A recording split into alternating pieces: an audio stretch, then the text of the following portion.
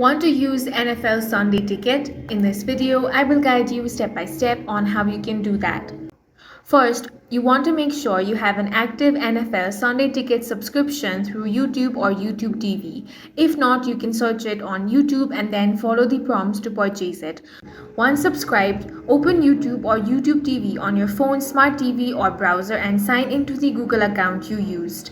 Now, you want to search for the team or game. Now you want to look for Watch Live under NFL Sunday Ticket. You can switch between games, watch highlights, or use multi-view to see up to 4 games at once. If streaming issues pop up, you can update the YouTube app, check your internet or log out and log back in. Once set up, you can enjoy every Sunday afternoon out-of-market games from anywhere. And that's all for this video. If you found it useful, make sure to hit the like button and subscribe for more videos like this.